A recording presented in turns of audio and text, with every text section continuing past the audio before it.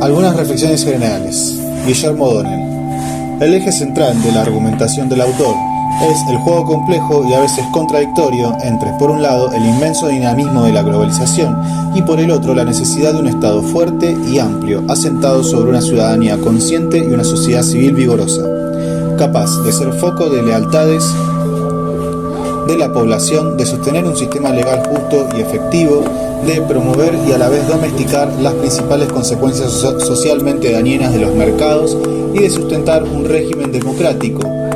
Parte importante del problema es que la globalización ya está y seguirá estando, pero tenemos muy poco del tipo de Estado antes delineado. Otra parte del problema, no menos preocupante, es que el avance de la globalización, sin un Estado que la domestique, disminuye la probabilidad de lograr ese Estado. Frente a tal carencia, estos países nuestros, que nunca fueron ejemplo de igualdad ni de homogeneidad, se hacen más desiguales, más heterogéneos y más desarticulados. A partir de esto, una reacción es la de no hacer nada. ¿Para qué nadar con tan fuertes corrientes? Además, si uno ignora cómo funcionan los mercados reales y cree ciegamente en los libros de texto, tal vez sea posible convencerse de que a la larga, vaya a saber cuándo, los beneficios de la globalización y sus mercados habrán de alcanzar a los muchos que primero en nuestra historia y más tarde esta globalización han ido dejando de lado. Claro que en un mundo así ya no queda lugar para la política ni para la democracia.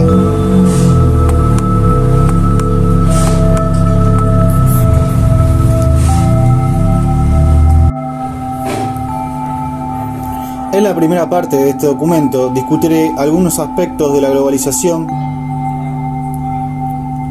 y sus implicaciones sobre la problemática del Estado en los tiempos actuales, sobre todo en lo que se refiere a América Latina y el Caribe. Luego analizaré algunas características más permanentes del Estado en cuanto este se pretende el principal agente del bien común de la población que acota en su territorio. Finalmente, discutiré algunos criterios que me parecen importantes para la vigorosa supervivencia de nuestros estados nacionales en medio de las presentes y futuras tendencias de la globalización, con especial atención sobre otro fenómeno mundial, la democratización. Comienzo por un hecho obvio, pero que conviene recordar. Vivimos una época inusitada de la historia de la humanidad, en términos de la magnitud y velocidad de los cambios de todo orden que están ocurriendo. 50, 20 y hasta 10 años atrás nadie pudo predecir o siquiera imaginar esos cambios, y mucho menos su impacto combinado. A ellos solemos ponerle un nombre: globalización, que abarca muchas cosas diferentes, pero que sin embargo tienen algunos aspectos en común. Uno de ellos es que en buena parte operan por medio de mercados, de bienes, de servicios y de ideas, casi siempre imperfectos, pero mercados al fin. Otros aspectos comunes implican un movimiento contrapuesto. Por un lado, observamos objetivamente el rápido achicamiento del mundo, evidenciado por la enorme velocidad y amplitud de los bienes materiales e inmateriales que se mueven cada vez con menos obstáculos en el planeta. Por otro lado, ese achicamiento se contrapone y, en realidad, se complementa por un aspecto subjetivo, el del ensanchamiento geográfico y temporal con que la conciencia moderna se piensa a sí misma y a su circunstancia. Cada vez más, mucho de lo que nos ocurre está originado o determinado en ámbitos más amplios y más transnacionales que los que hace pocos años. El movimiento combinado del achicamiento objetivo del mundo y del ensanchamiento de nuestras conciencias produce sin duda muchas cosas buenas, algunas de las cuales registraré a continuación. Pero junto con otros factores que no es del caso analizar aquí, porque no pertenecen directamente a la problemática de la globalización, ella también produce fenómenos que se traducen en la manifiesta angustia y desorientación contemporáneas. Pero, junto con otros factores que no es del caso analizar aquí, porque no pertenecen directamente a la problemática de la globalización, ella también produce fenómenos que se traducen en la manifiesta angustia y desorientación contemporáneas.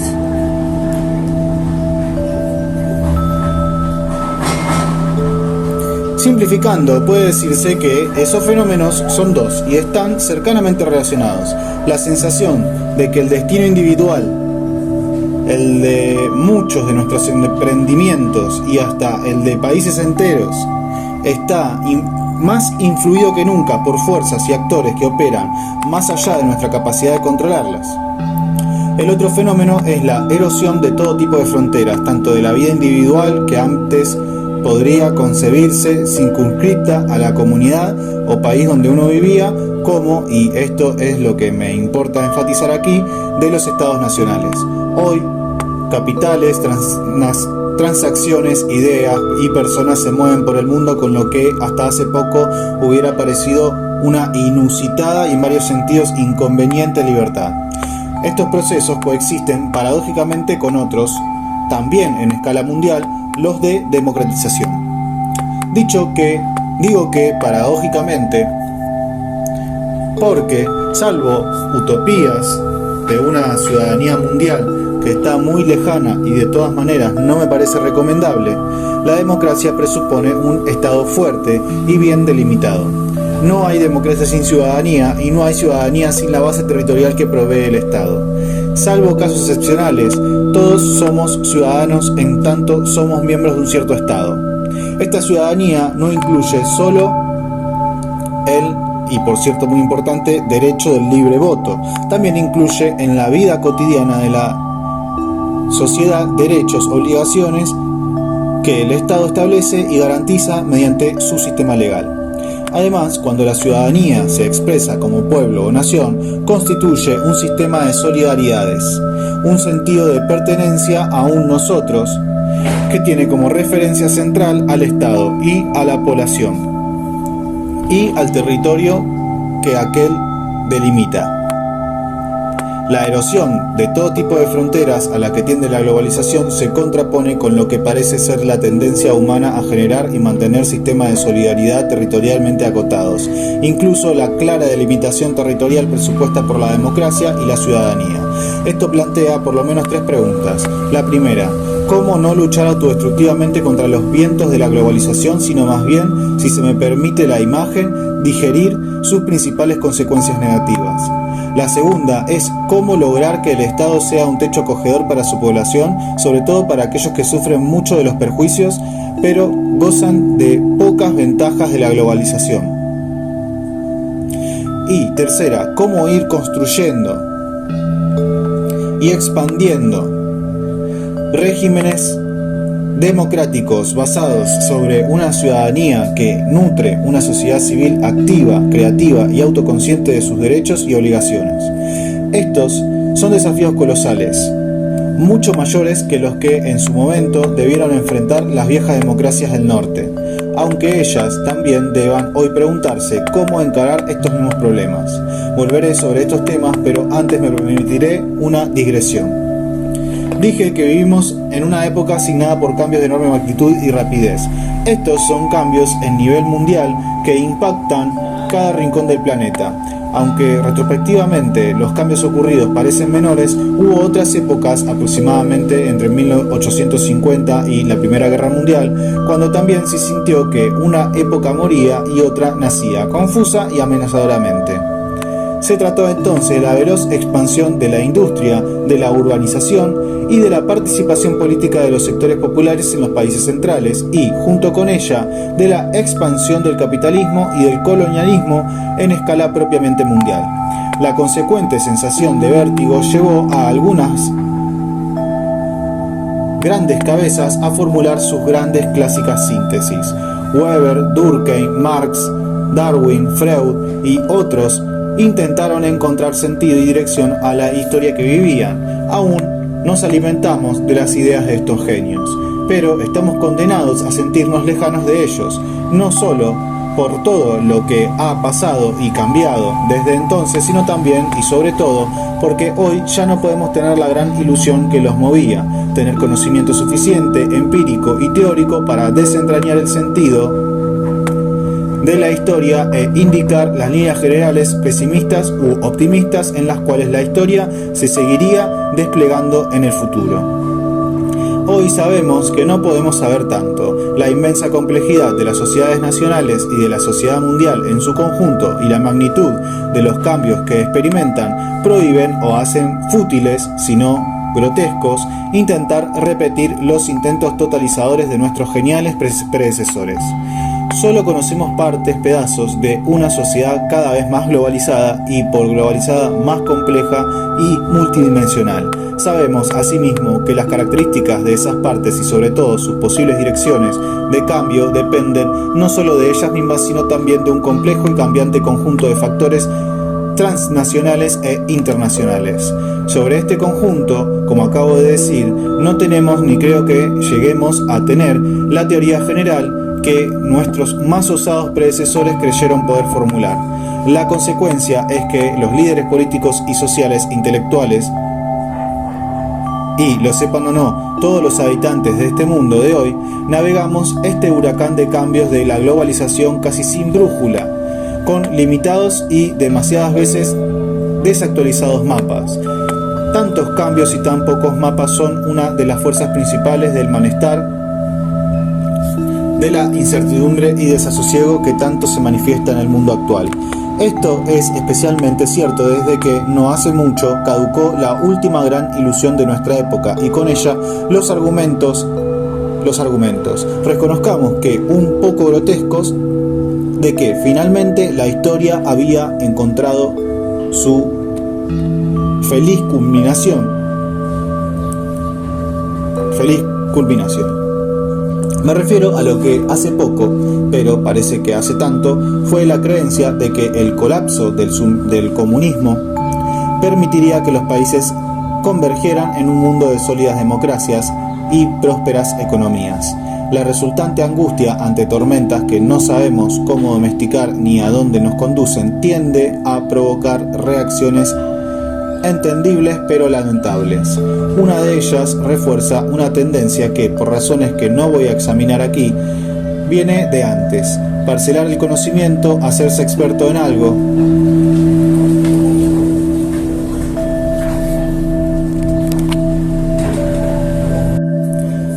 Parcelar el conocimiento, hacerse experto en algo que muchas veces es importante e interesante, sin querer ni saber preguntarse cómo ese algo se relaciona con otros temas y problemas.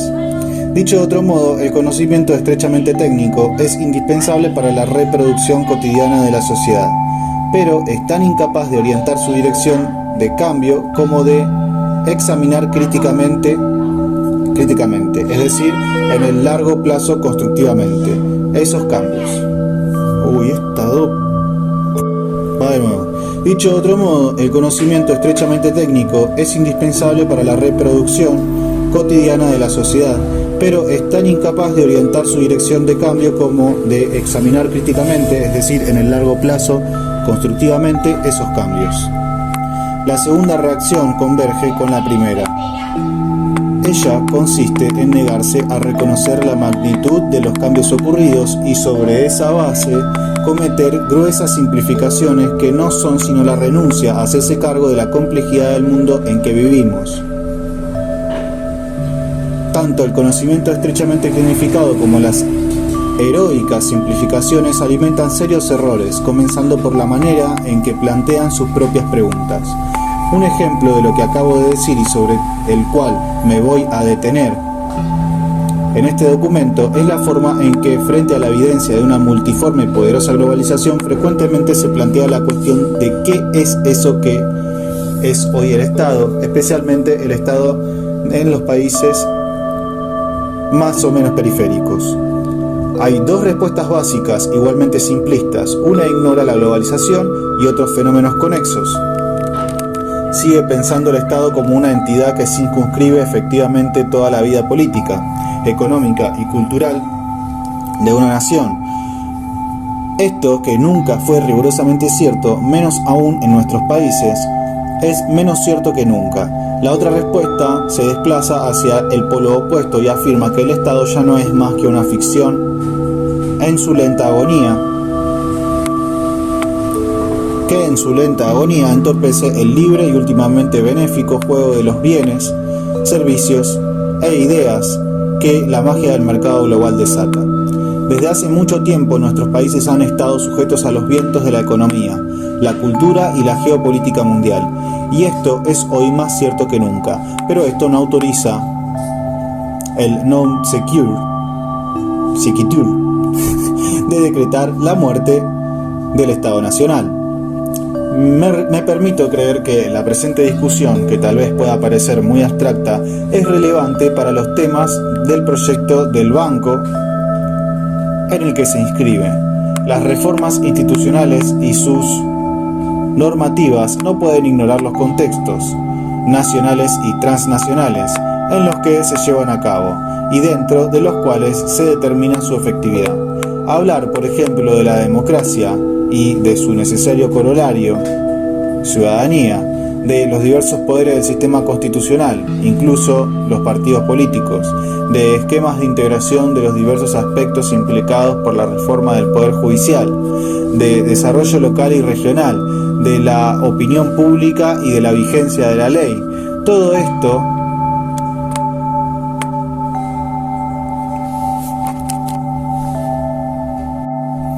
presupone hablar del Estado. Y hablar del Estado presupone hacerlo desde cierta concepción del mismo, desde cierta visión del lugar que ocupa en la sociedad nacional y en sus relaciones con otros estados, así como hoy también en este mundo aguda y velozmente globalizado. Aquí no solo puedo ofrecer, en mi intento de superar las simplificaciones ya criticadas, algunas reflexiones bastante genéricas con particular referencia a América Latina y el Caribe. Comienzo con una metáfora en la que insistía mi fallecido colega Jorge F. Sábato. El Estado es una bisagra, es decir, es un punto de separación y también de intermediación entre un adentro y afuera, entre lo que en casi toda América Latina, aunque para desgracia de ellas no en otras partes del mundo, ha sido una sociedad nacional, por un lado, y el mundo exterior a esa sociedad nacional por el otro. El Estado aspira a constituir, delimitar y representar esa sociedad nacional, no solo por medio de mapas, fronteras y embajadas, sino también de símbolos, rituales y edificantes historias incansablemente contadas a generaciones y generaciones. Además, ya señalé que cuando el Estado convive con un régimen democrático le otorga un componente indispensable, la ciudadanía. Ciudadanos y ciudadanas son sujetos de derechos emanados de un Estado que conviven dentro de los límites territoriales demarcados por dicho Estado y que, por eso mismo, gozan del derecho a elegir y ser elegidos como autoridades temporales de la población de ese Estado. No hay ciudadanía sin Estado, ni democracia sin ciudadanía, ni Estado y ciudadanía sin un territorio y una población claramente delimitados. Esto tal vez parezca contradictorio, pero no lo es, con otro aspecto de la globalización que me uno a otros en celebrar, los atisbos de emergencia de una sociedad civil transnacional. Por esto quiero decir, el crecimiento de redes de diversos tipos de asociaciones que luchan por la vigencia universal de derechos básicos inherentes a las personas y a la naturaleza. Pasa la gorra, puto. Pasa la gorra.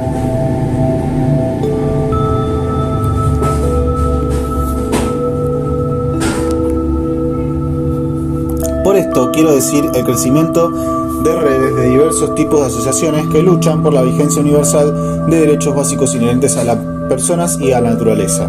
La importancia intrínseca de estas asociaciones no puede ser exagerada, pero es importante notar que los progresos efectivos y sobre todo duraderos de estos esfuerzos presuponen no solo estímulos transnacionales, sino también en cada lugar ciudadanías activas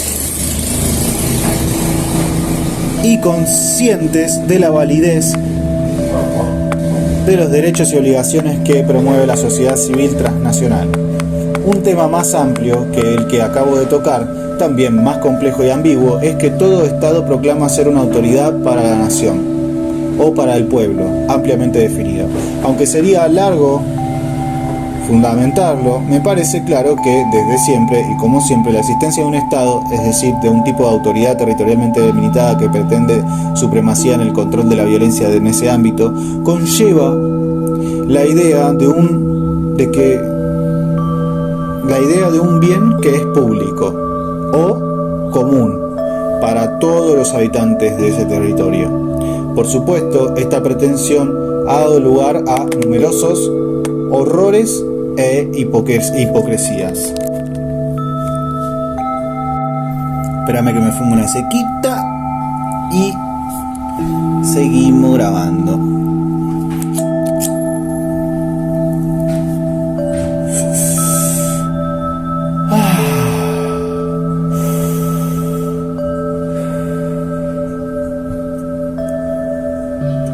Además, ¿cuál sería el contenido de ese bien común?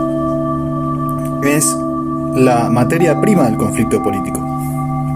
Pero por otro lado, esa misma pretensión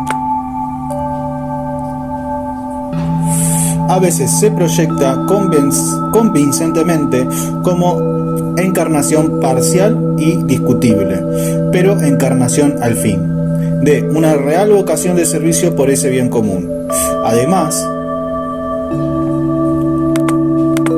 la pretensión de que el Estado sea una entidad orientada hacia el bien común de la población de su territorio es una demanda de los sujetos a esa autoridad, especialmente cuando en la democracia ellos son, mediante su voto, los libres constituidores de la autoridad de los gobiernos, es decir, de aquellos que ocupan temporalmente las cumbres del aparato estatal. Me gustaría repetir de manera algo diferente lo que acabo de decir. El Estado basa su pretensión de ser aceptado como un sistema de dominación y de coordinación social. Es decir, basa su legitimidad en convencer habitual y generalizadamente que sus acciones se orientan al logro del bien común de la población que alberga en su territorio. Prueba de esto es que todo discurso político desde las cumbres del Estado o desde la oposición y desde el más sincero desde el más sincero al más cínico proclama ser la mejor manera posible de alcanzar ese bien común. De una manera o de otra, esos sistemas de poder que llamamos estados contemporáneos circunscribieron un territorio y una población y llamaron a esta su nación o su pueblo. Implantaron el sistema legal y ayudaron a escribir y rememorar continuamente su propia historia. Algunos países tuvieron mayor o mejor éxito en esta tarea. Y en cada país han habido importantes fluctuaciones a lo largo del tiempo, pero en todos los casos más o menos exitosos de este doble proceso de constitución de estados nacionales y de su legitimación en tanto tales, hubo una imagen que sustentó dicho proceso. Esta imagen, que por supuesto no siempre fue cierta, pero que muchas veces fue efectiva y eficaz, es que el Estado era verosímil, en el sentido de que contaba con poder y voluntad suficientes para procurar el logro de alguna versión del bien común del conjunto de su población. La idea consecuente fue que si no se avanzaba hacia ese logro, era cuestión tanto bajo democracia como bajo autoritarismo, aunque por supuesto de diferentes maneras, de cambiar el régimen político existente o los grupos o partidos que lo dominaban. Pero solo en casos tan extremos como desgraciados de los que la antigua Yugoslavia y Ruanda, Burundi dan testimonio contemporáneo, se ha llegado a poner en cuestión la capacidad del Estado y, por lo tanto, de su propia existencia, como agente capaz de lograr el bien común del conjunto de la población existente en su territorio. Aunque en nuestra región estamos lejos de situaciones catastróficas como las recién señaladas, me parece importante darnos cuenta de que una amenazadora posibilidad está insinuada por la globalización: la pérdida de verosimilitud, no ya de tal o cual grupo o régimen político, sino del propio Estado nacional como concentración suficiente de poder y voluntad para la gestión efectiva del bien común en su población.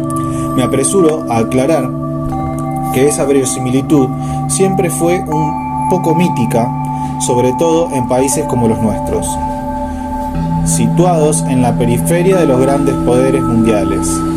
Aunque no esté de moda hablar de esto, lo cual es una lástima porque nos hace perder parte importante, aunque seguramente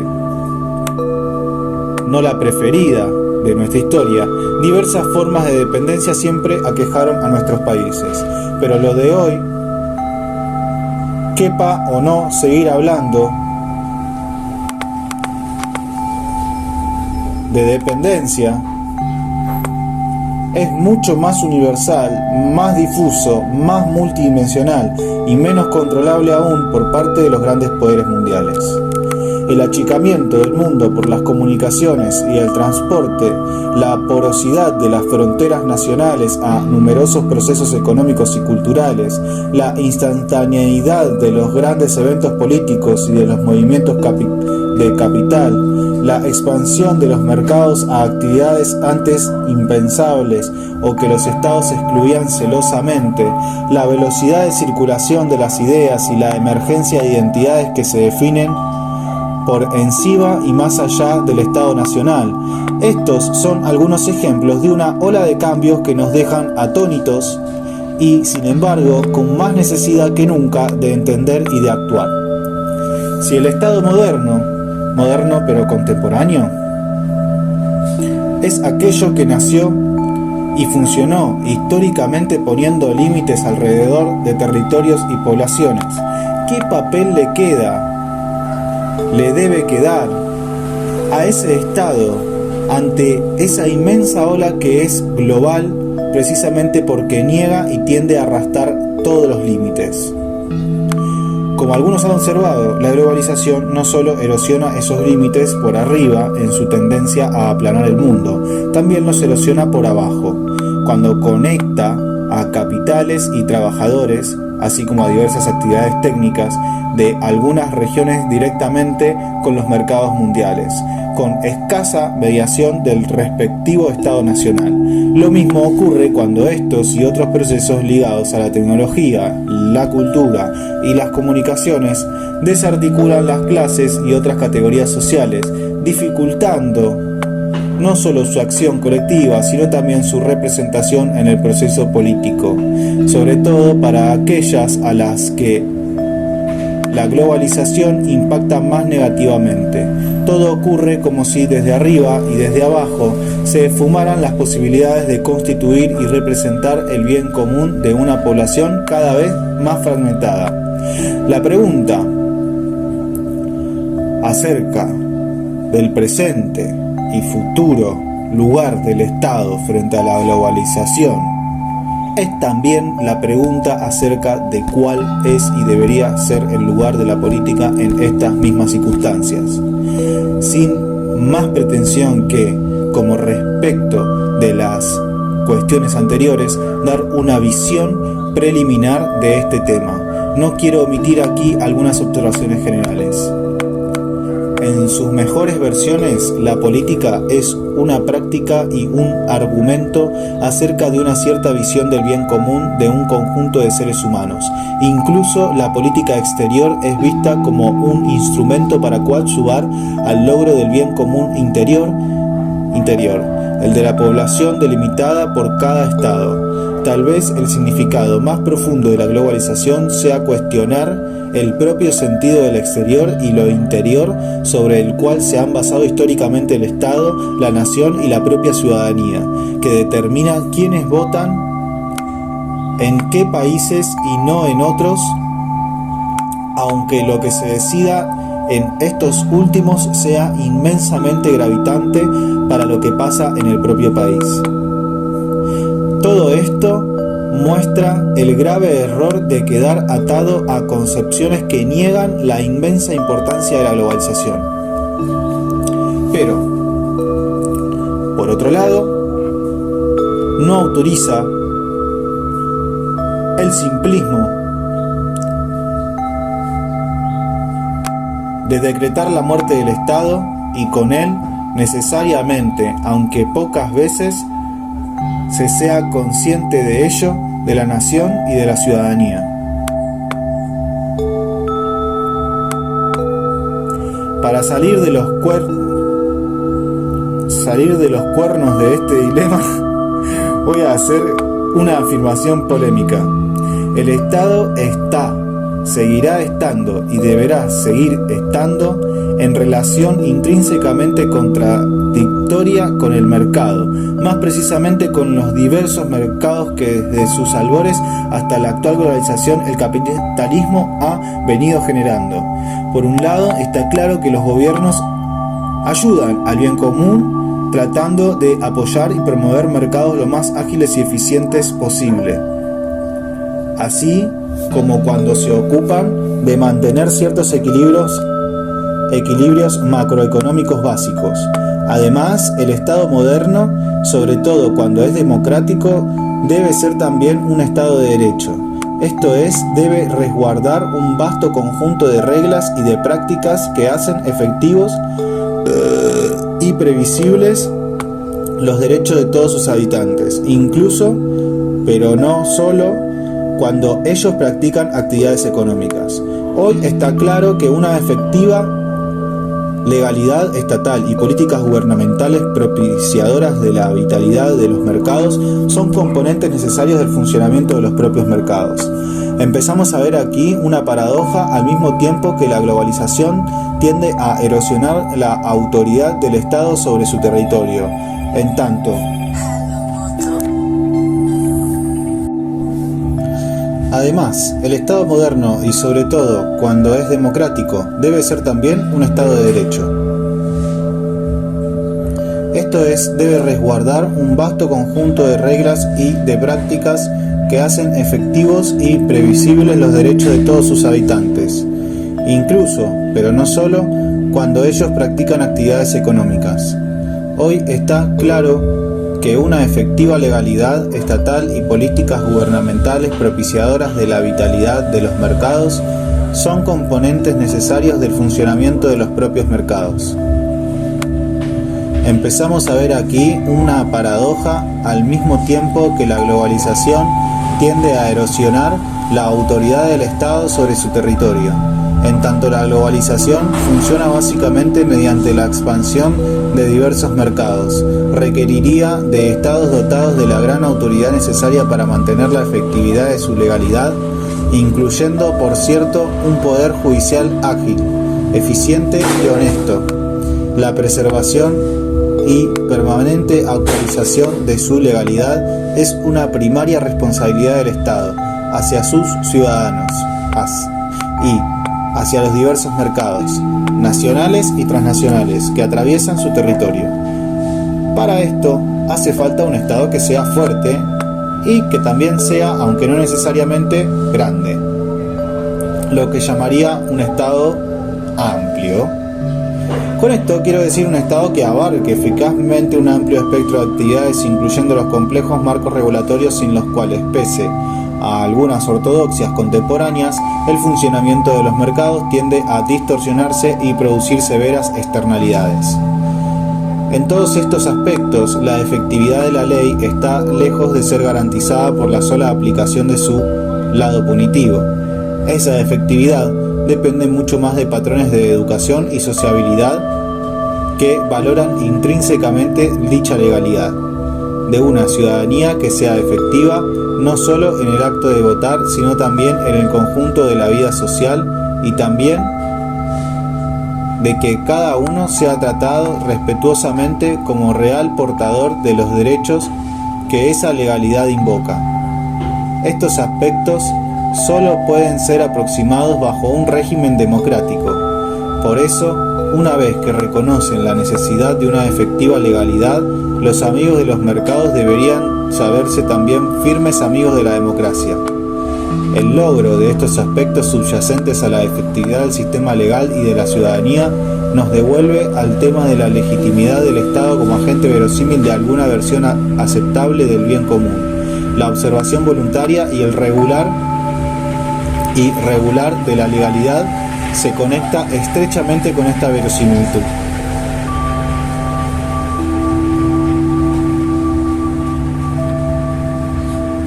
En este sentido, es sumamente market friendly, amigable al mercado, defender un Estado fuerte. Esto es, un Estado que se ocupa mediante una amplia gama de actividades en sostener su propia legalidad, aunque, como ya vimos, esa fuerza del Estado y la base que la sustenta, su verosimilitud como autoridad suficiente y auténticamente dedicada al bien público, está erosionada por la globalización y la enorme expansión de los mercados con que ella se expresa.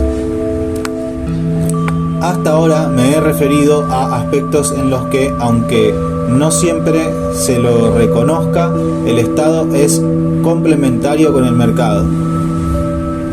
Llego ahora al punto en que ambas entidades, Estado y mercado, son contradictorios, además de las responsabilidades que ya he señalado. También incumbe al Estado, al menos en la medida en que pueda proyectar una imagen verosímil de dedicación principal al bien público, controlar e incluso cancelar algunos efectos del mercado en relación con los sectores más débiles o vulnerables de su población. En los libros de texto todos los mercados son iguales. En los mercados reales hay cruciales diferencias de recursos económicos, de organización, de información y de acceso a la economía internacional y al propio Estado.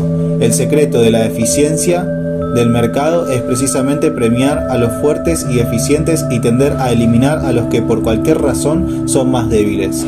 Pero, por otro lado, salvo el caso extremo de quienes creen que es culpa de los socialmente débiles ser débiles, es necesario recordar que parte fundamental de la legitimidad del Estado, así como de la legitimidad del régimen político, especialmente si es democrático, ya que la dignidad humana predicada por las ciudadanías presupone una mínima base material, es contrarrestar los efectos del mercado en favor de los que no pueden soportarlos.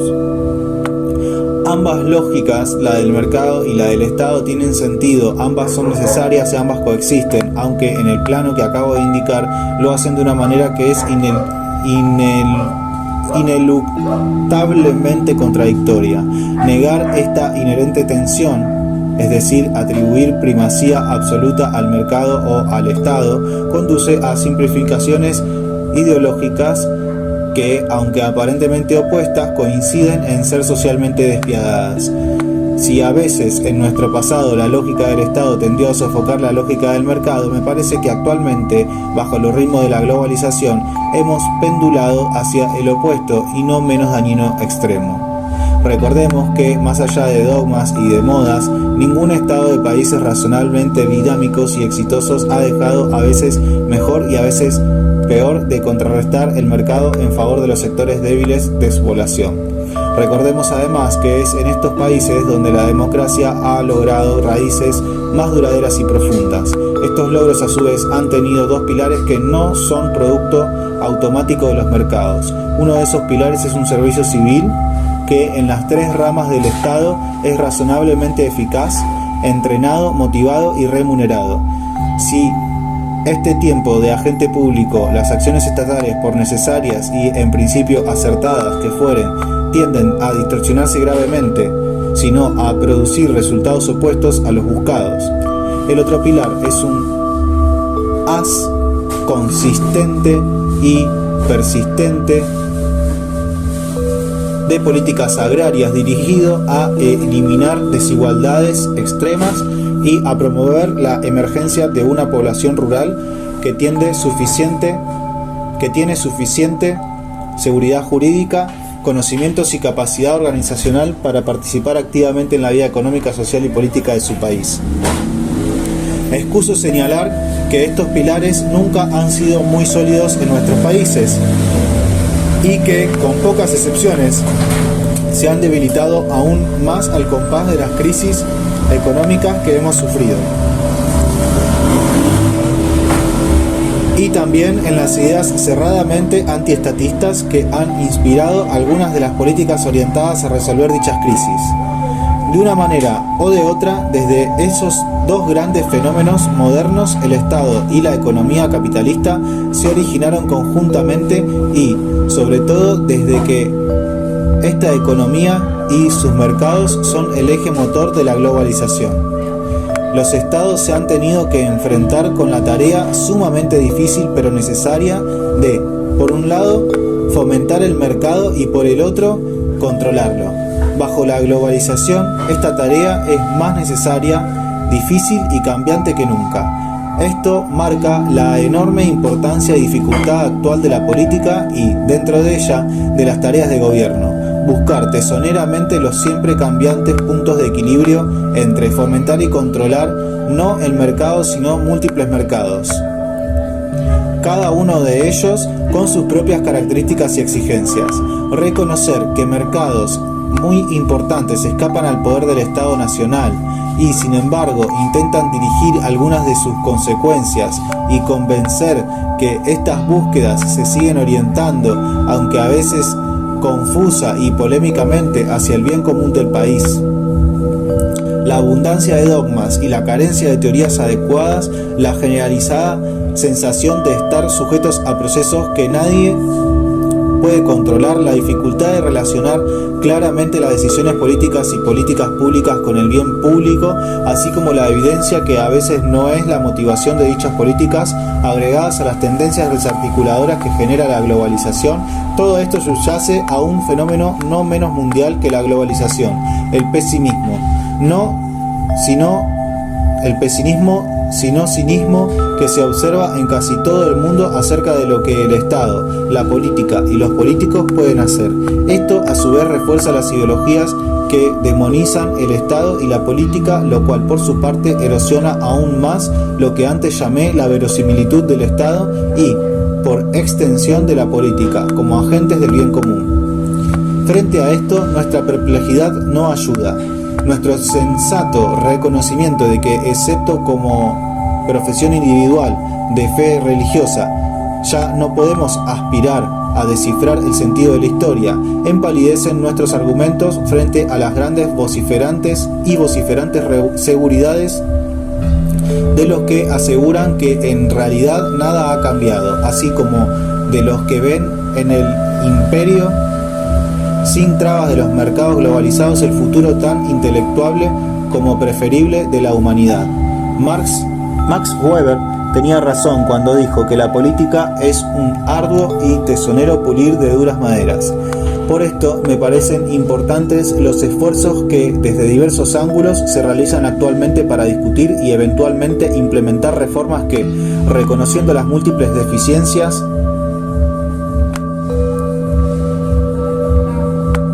de nuestros actuales estados, no le niegan su papel indispensable en la promoción del desarrollo, la profundización de la democracia y el logro de sociedades más humanas. Se trata de apuntar hacia una cierta calidad del Estado sin la cual difícilmente podemos navegar, entre otras cosas, las tormentas de la globalización. Me refiero a que ese Estado no sea cualquier Estado, sino que sea uno que incluya régimen democrático. ¿Por qué democracia en un contexto como el que acabo de describir? La respuesta no es obvia, ya que ese contexto puede parecer justificar, como lo hace en otras latitudes, alguna forma de autoritarismo supuestamente ilustrado. En estos tiempos de la globalización, un régimen democrático es más necesario que nunca por al menos dos razones. Una es que la democracia es la positiva, aceptación de la diferencia de una multiplicidad de voces que aprenden a coexistir pacíficamente. Esto con un poco de suerte,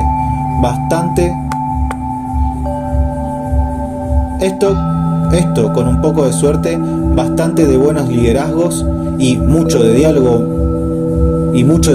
es más útil que la voz monocorde del autoritarismo para ir descubriendo los desfiladeros que nos pueden sacar de los dilemas que he descrito.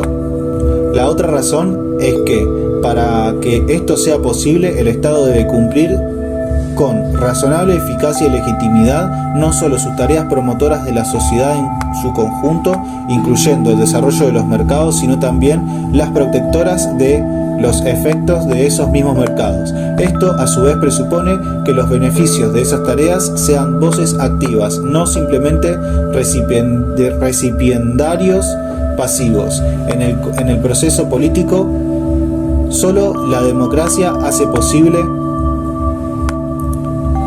aunque no garantiza esto.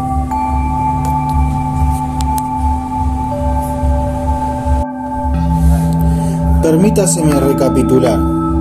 El eje central de mi argumento ha sido el juego complejo y a veces contradictorio entre, por un lado, el inmenso dinamismo de la globalización y, por el otro, la necesidad de un Estado fuerte y amplio, asentado sobre una ciudadanía consciente y una sociedad civil vigorosa, capaz de ser foco de lealtades de la población, de sostener un sistema legal justo y efectivo, de promover y a la vez domesticar las principales consecuencias socialmente dañinas de los mercados y de sustentar un régimen democrático.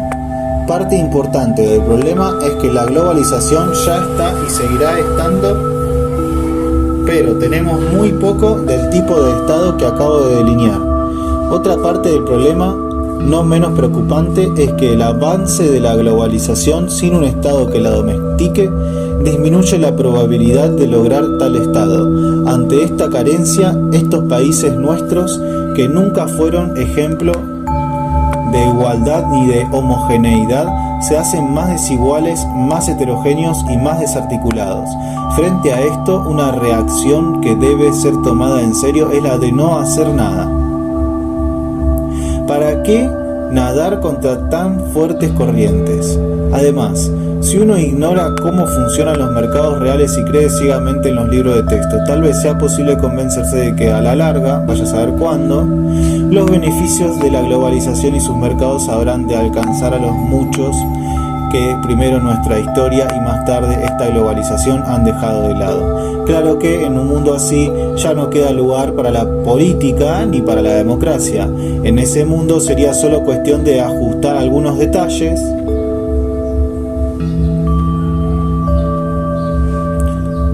fundamentalmente técnicos para seguir pasivamente un rumbo que los azorados navegantes no pueden determinar.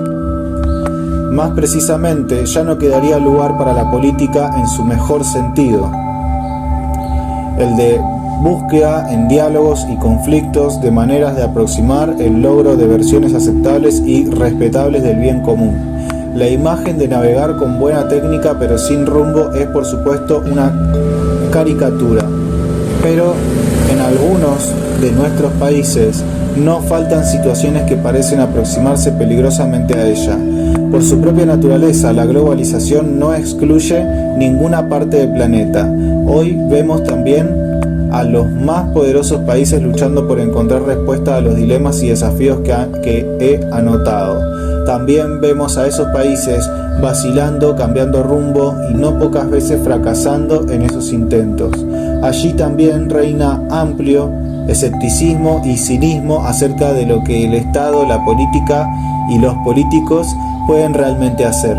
Allí también queda claro, me temo que más claro que en parte de América Latina, que sería un terrible error adaptarse pasivamente a las tendencias desarticuladas y desigualizantes de algunas de las corrientes de la globalización. También en esos países está vigente, como entre nosotros, la pregunta que formulé antes acerca de cuál debería ser hoy el lugar del Estado y de la política, y del arco de solidaridades que ambos tienden a tejer sobre un territorio determinado. Pero la similitud genérica de los problemas puede esconder la especificidad con que ellos se plantean en cada caso y, por lo tanto, la especificidad de las respuestas que hay que explorar. Sobre todo, no deberíamos ignorar que si lo dicho acerca de los países centrales muestra el enorme impacto universal de la globalización, ese impacto es más fuerte, al menos en sus lados negativos. Cuanto más débiles son nuestros estados y nuestras economías y cuanto más desarticuladas ya eran y siguen siendo nuestras sociedades. No me cabe duda de que el futuro de nuestros países depende en muy buena medida de la combinación de vigor y flexibilidad ambientada de auténtica preocupación por el bien común con que importantes segmentos de la población, incluidos especialmente sus segmentos dirigentes, acepten y a la vez domestiquen la globalización mediante fortalecidos estados nacionales. Este documento, dada su naturaleza, el nivel de análisis en que se ha colocado y las propias limitaciones de su autor, termina sin proponer políticas o decisiones concretas, pero espero que sirva como enunciación de algunos factores contextuales o parámetros aceptables dentro de los cuales, nos guste o no, los diversos aspectos de la reforma del Estado deben desarrollarse.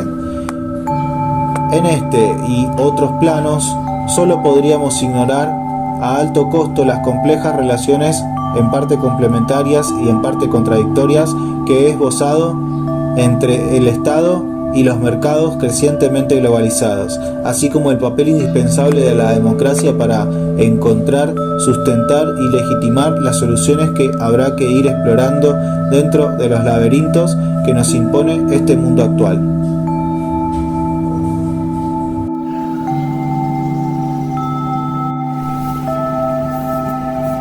En este y otros planos, solo podríamos ignorar a alto costo las complejas relaciones en parte complementarias y en parte contradictorias que he esbozado entre el Estado y los mercados crecientemente globalizados, así como el papel indispensable de la democracia para encontrar,